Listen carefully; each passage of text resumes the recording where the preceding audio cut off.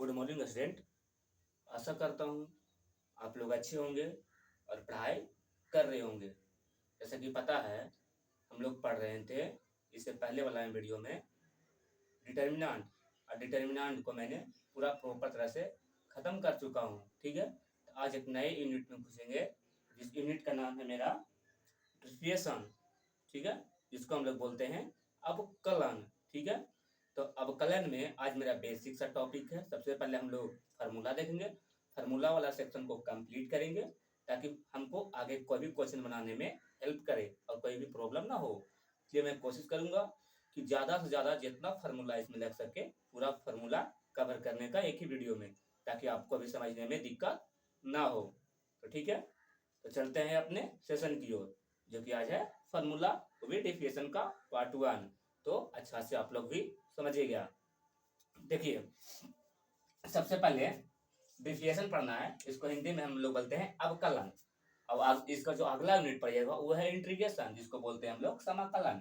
तो यह डिफरेंशिएशन जिसको बोलते हैं हिंदी में अवकलन, याद रखिएगा। ठीक है, सबसे पहले हम लोग देख लिए complete formula one shot video. ठीक है, मैं कोशिश करूंगा कंप्लीट, मैंने जितना भी फार्मूला होता हूँ लिख चुका हूँ। अगर जो कोई छूट गया होगा तो कोई दिक्कत नहीं, उसका भी कवर कर दूंगा। लेकिन मैं जहां तक समझ रहा हूँ कि पूरा फार्मूला यहाँ पे मैंने लिख ही दिया है, जो आपको यूज होगा डिफरेंशिएशन में ज्यादातर बेसिक का। ठीक है, तो देखिए सबसे पहले मेरा फार्मूला है वो देखिए है। मैं सब पर एक सब प्रॉब्लम ही बताना चाहूंगा ताकि आपको समझ में आए कि किस फार्मूला को यहाँ पे क्या लागू होगा, ताकि आपको बनाने में दिक्कत ना हो। देखिए, डिफरेंशिएशन में सबसे पहला फार्मूला है, देखिए डी बाई डी एक्स। कहिएगा डी बाई डी एक्स होता है, तो एक लिखने का डिफरेंशिएशन का ही टर्म है। ठीक है, कोई भी बाई का वैल्यू आपको क्वेश्चन में दिया रहेगा, समझिएगा। कोई बाई का वैल्यू आपको क्वेश्चन में या कोई वैल्यू दिया रहेगा तो उसको आपको बाई मानना पड़ेगा और एक्स के सापेक्ष आकलन करना पड़ेगा। ठीक है, तो जिस तरह क्वेश्चन रहेगा उसके सापेक्ष आपको आकलन करना पड़ेगा। अगर जो टी का सापेक्ष रहेगा तो टी के सापेक्ष, जब आगे आप बेसिक कॉन्सेप्ट पढ़िए ना तब समझ में आएगा। ठीक है, कि एक्स और बाई क्या होता है। ठीक है, लेकिन यहाँ पे देखिएगा कि बाई का टर्म में आपका कोई क्वेश्चन रहेगा दिया हुआ। ठीक है, जैसे मैंने पहला जो फार्मूला लिखा हूँ ये आपको बहुत बेसिक सा है और बहुत जगह काम आपको भी आएगा। क्या formula? D by D x, x के पावर स्क्वायर, एक्स के पावर 2 है यानी इसका स्क्वायर बोलते हैं एक्स स्क्वायर। ठीक है, क्या होगा इसका 2x।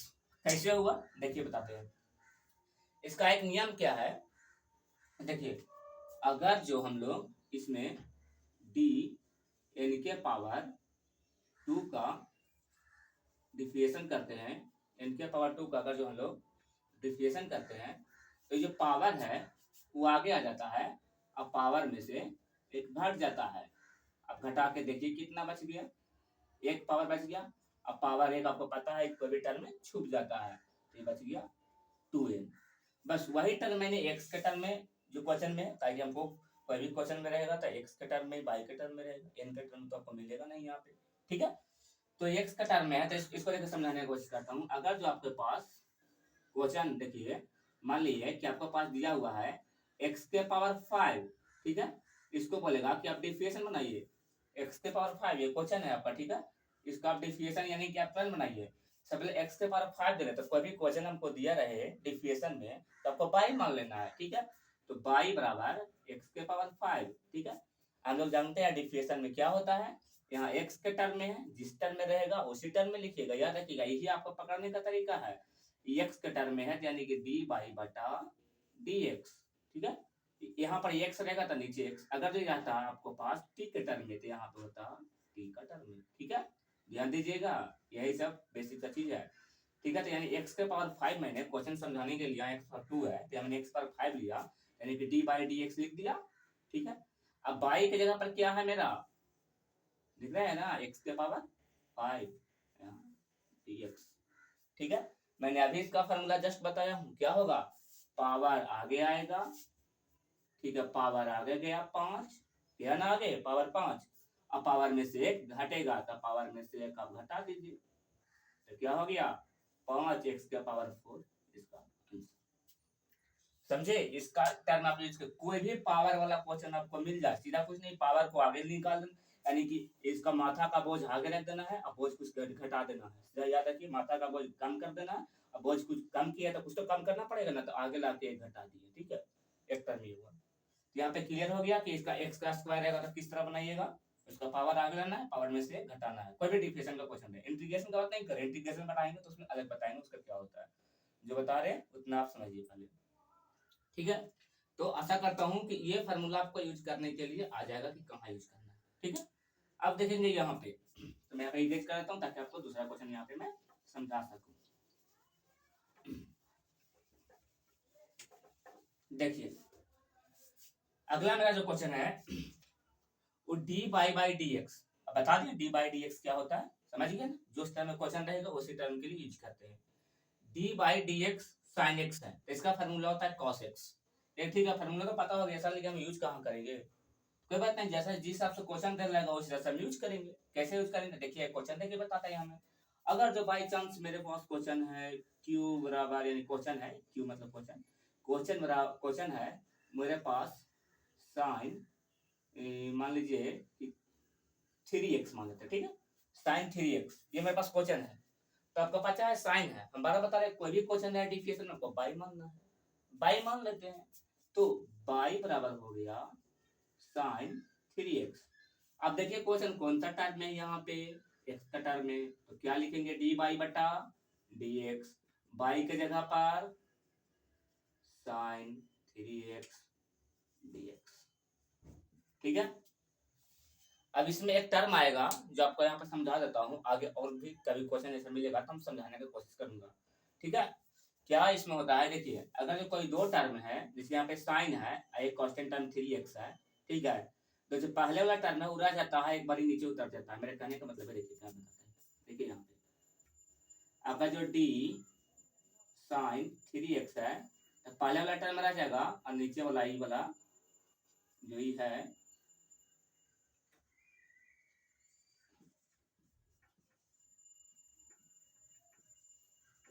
ठीक है, इस तरह ये क्वेश्चन नीचे में आ जाएगा।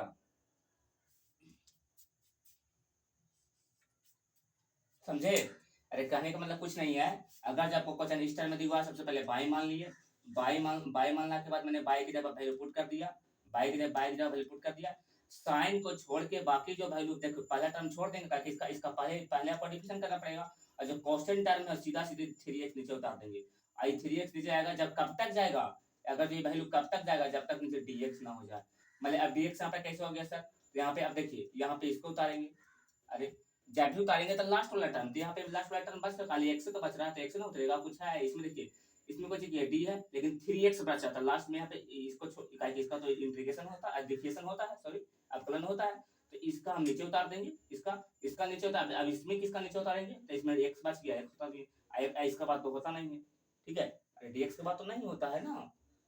अब देखिए इसका क्या करेंगे, अब बताते हैं, साइन का तो आपको जानते होंगे ना, साइन का कॉस लिख दीजिए, कॉस यहाँ पर जो 3x अपना रह जाएगा। अब यहाँ पर देखिए ये आ गया d3x, ठीक है, d3x, अगर जो कोई भी डिफिनेशन में कांस्टेंट टर्म आ जाए, कांस्टेंट रहे तो आपको बाहर निकालना है, अगर जो अकेला कांस्टेंट रहे तो उसका वैल्यू 0, लेकिन यहाँ पे अकेला कांस्टेंट है नहीं, इसके साथ x है, अगर जो अकेला कांस्टेंट रहता है तो वैल्यू खत्म 0, लेकिन अकेला नहीं है, 3 भी है x भी है, तो 3 को बाहर ले सकते हैं, जो भी कांस्टेंट रहेगा उसको आप बाहर ले लीजिए, बाहर ले लिए, अब बच गया dx बाई dx, बच गया ना। अब देखिए dx एक टर्म है तो यानी इसका वैल्यू 1, ठीक है, तो आपको क्या हो गया आंसर, 3 इंटू कॉस 3x, ठीक है। मैं आशा करता हूं कि ये क्वेश्चन आपको नहीं समझ में आया होगा, लेकिन मैंने एक पैटर्न बताया, आगे जब मैं बताऊंगा आपको प्रैक्टिस कराऊंगा तो बहुत अच्छा समझा दूंगा, कोई बात नहीं, लेकिन अभी थोड़ा समझिए क्या करना है, क्वेश्चन को मान लेना है, कोई भी क्वेश्चन रहेगा बाई के टर्म में मान, बाई के टर्म में आपको जब जैसा ही मान लीजिएगा वैल्यू रख देना है, अगर दो टर्म में वैल्यू का था अगला टर्म लास्ट वाला टर्म उतार दीजिए, और जब तक ले जाइए जब तक आपको लास्ट टर्म x ना मिल जाए, यहाँ पे देखिए 3 नहीं x मिल गया, बस यहाँ पे आपको तोड़ देना है, इसका साइन का फॉर्मूला देना है cos, बाकी जो है उतार देना है, बस इसको कांस्टेंट टर्म में बाहर ले लीजिए और dx बाई dx बच गया, ठीक है। उतना नहीं सोचना है, कोई समझ नहीं आया आप फार्मूला याद कीजिए, मैं फार्मूला के लिए क्वेश्चन के साथ एक समझाने की कोशिश कर रहा हूँ, ठीक है। फार्मूला देखिए यहाँ पे, तो याद रखिएगा डी बाई बटा डी एक्स होता है साइन एक्स, अच्छा D by D X sine x का होता है कॉस एक्स, ठीक है, कॉस एक्स, ठीक है। तो यहाँ पे अब साइन का हुआ कॉस का, कॉस का क्या होगा, तो देखिए D by D X cos X का होगा माइनस साइन एक्स, समझिएगा, इसमें वैल्यू याद रखिएगा ताकि आपको आगे यूज होगा। ठीक है, तो डी बाई यहाँ क्या होगा, डी बाई डी एक्स। देखिए जो हम बताते हैं, जो गड़बड़ाने वाला वैल्यू इसमें मैं आपको टिक लगा चलूंगा। आपको ये वैल्यू एकदम कंफर्म गड़बड़ाइएगा कभी ना कभी। कैसे गड़बड़ाइएगा, माइनस छोड़ दीजिएगा। आपको साइन का कॉस याद रहेगा, कॉस का साइन याद रहेगा, लेकिन माइनस नहीं याद रहेगा। ठीक है, तो इसलिए कॉस का हो जाएगा माइनस साइन। देखिए यहाँ डी डी यहाँ पर D by D x tan है, तो tan का होता है सेक स्क्वायर। ठीक है, इसको याद किया, D by D tan x का होता है सेक स्क्वायर। ठीक है, आपको इस वैल्यू का भी याद रखना है। D by D cot X को होता है minus cos X square, minus के साथ कॉस एक्स स्क्वायर। ये वैल्यू भी देखे हैं, बहुत स्टूडेंट गड़बड़ाता है, एक ये है और एक ये है, दोनों में मैंने भी टिक लगा दिया हूं। ठीक है, D by D X cot X का होता है माइनस कॉस एक्स स्क्वायर। ठीक है, यहाँ पे D by D X cos X का होता है minus cos X into cot X, minus cos X into cot X. ये वैल्यू बहुत स्टूडेंट देखते हैं, गड़बड़ाता है। ये भी आपको प्रैक्टिस करना है, कैसे याद करना है आप समझिएगा। जब क्वेश्चन कराएंगे तो उसमें आपको और याद कराने का कोशिश करूंगा। ठीक है, भाई मैं फार्मूला बता रहा हूँ। ठीक है, D by D X cos X होता है minus cos X into cot X. यहाँ पे डी बाई सेक एक्स है, तो सेक होगा सेक इंटू टेन एक्स। देखिए इसमें भी बहुत घबराता है कि यहाँ पे देखिए सेक स्क्वायर इसका तो इसका टेन कर देता है उल्टा। ठीक है, नहीं ऐसे कभी नहीं करना। ठीक है, डी बाई डी एक्स होगा सेक इंटू टेन एक्स, सेक इंटू टेन एक्स। देखिए D by log x one by x. ये फार्मूला आपका बेसिक है, जो बहुत इंपॉर्टेंट है, बहुत ज्यादा काम आता है लॉग वाला। ठीक है, डी बाई लॉग एक्स बराबर वन बाई एक्स। देखिए ये क्वेश्चन इसका मैं समझाने की कोशिश करता हूँ क्या वो कहना चाह रहा है। अगर जब कोई भी वैल्यू अगर जो आपको साथ लॉग में रहे तो सीधा बटा में लिख देना है। देखिए अगर जो मेरे पास क्वेश्चन है, मान लीजिए लॉग 8x। ठीक है, अगर जो लॉग 8x है तो हम क्या करेंगे, इसको पहले बाई बराबर मान लेंगे, मान ली बाई एक्स के टर्म में है, यानी डी बाई डी एक्स लिख देंगे। बाई के जगह पर बाई के जगह पर लॉग 8x लिख दिए dx। अब हमको पता है लॉग, अरे x से ना है, एक टर्म का x से तो वैल्यू x के साथ है ना, तो लॉग x का वैल्यू पता है 1 बाई x। जो भी वैल्यू x के साथ है वो नीचे आ जाएगा 1 बाई 8x। समझे, सीधा सीधी बात यहाँ पे है आपका। ठीक है, यहाँ पे छोटा छोटा मैं प्रॉब्लम समझा रहा हूँ कि आपको बनाने का कोशिश भी कर रहा हूँ, लेकिन कोई बात आगे मैं प्रॉब्लम में बता रहा हूँ, बार कर रहा हूँ कि आपका प्रॉब्लम भी कराऊंगा साथ साथ में, कोई दिक्कत की बात नहीं होगा। ठीक है, तो लॉग को याद रखना 1 बटा x। ठीक है, यहाँ पर e के पावर x रहेगा, डी बाई बटा डी एक्स e के पावर x रहेगा, तो e के पावर x ही होगा। जो रहेगा इसका पावर में e के पावर x नहीं रहेगा। ठीक है, ये भी बहुत इंपॉर्टेंट फार्मूला है, जो कि स्टूडेंट का देखते हैं गड़बड़ा जाता है। देखो डी बाई डी एक्स के मतलब यहाँ पे कांस्टेंट टर्म, कांस्टेंट में जैसे हो गया कि इसका हट के जैसे ए बी सी डी आ गया, फिर यहाँ पे 1 2 3 आ गया, उसके पास मतलब एक्स बाई का जेड को मैंने देखिए एक प्रॉब्लम देता हूँ। मान लीजिए कि आपके पास कुछ नहीं खाली 3 दिया रहे। ठीक है, अब बाई बराबर तो 3 मान लीजिएगा। ठीक है, 3 मान लीजिए, यहाँ पे कुछ टर्म नहीं है। अगर जो आप लिखिए डी बाई डी एक्स, यहाँ पे कोई टर्म नहीं है। अगर जो डी बाई डी एक्स आप किसके साथ आप करंट कीजिएगा, तो जैसा ही खाली कांस्टेंट रहे एक्स वाई जेड आगे कुछ नहीं रहा, तो सीधा इसका वैल्यू जीरो, सीधा इसका वैल्यू जीरो याद रखना है बस। कांस्टेंट के टर्म में याद रखना है, कोई भी कांस्टेंट टर्म आ गया तो उसका वैल्यू क्या होता है, जीरो। बस इतना आप याद रखिए कि मतलब यहाँ पे समझाने की कोशिश किया, ये तो फॉर्मूला नहीं है, तो मैंने बेसिक का बताने का कोशिश किया ताकि स्टूडेंट गड़बड़ाए नहीं, कोई भी कांस्टेंट टर्म आ जाता है एक्स वाई जेड नहीं रहे तो। ठीक है, अब इनवर्स में चलिए, इनवर्स वाला भी बहुत इंपॉर्टेंट फॉर्मूला है जो आपको मिलेगा। अब जो D by D X sine inverse X रहे तो 1 बटा under root 1 minus cos square X, बस साइन इनवर्स। इनवर्स वाला याद करना बहुत आसान है, साइन इनवर्स की याद कर लेते हैं, कॉस इनवर्स उसका साथ खाली नेगेटिव लगा दीजिए, बस फार्मूला वही रहेगा, पहले नेगेटिव लगा दीजिए। और सही है tan इनवर्स का, tan इनवर्स x का लगाइए तो रूट हटा दीजिए 1 बटा 1 प्लस एक्स स्क्वायर, बस इसके साथ नेगेटिव लगा दीजिए, कॉट का हो जाएगा। समझे, sec का स्क्वायर का क्या होगा, वो होगा sec का स्क्वायर क्या 1 बटा x under root X square minus 1। अगर sec का याद करें तो नेगेटिव लगा दीजिए, cos का हो जाएगा। देख लीजिए यहाँ पे sec x का है कुछ 1 बटा x into X square under root में एक्स स्क्वायर माइनस 1, बस यहाँ पे नेगेटिव लगा दिया था, cos इनवर्स को हो गया, cos इनवर्स का देखिए x into under root X square minus 1, यहाँ पे नेगेटिव लग दिया। ठीक है, अरे एक लास्ट जो फार्मूला यहाँ पे मैं लिखा हूँ, यहाँ पे समझिएगा D by D X under root X. अगर कई वैल्यू रूट में मिले, कई वैल्यू आपका अगर रूट में मिल जाए तो बस उसका कुछ नहीं 1 बाई रूट 2x, जो भी x के यहाँ पर वैल्यू रहेगा। मान लीजिए देखिए मैं यहाँ पे लेता हूँ,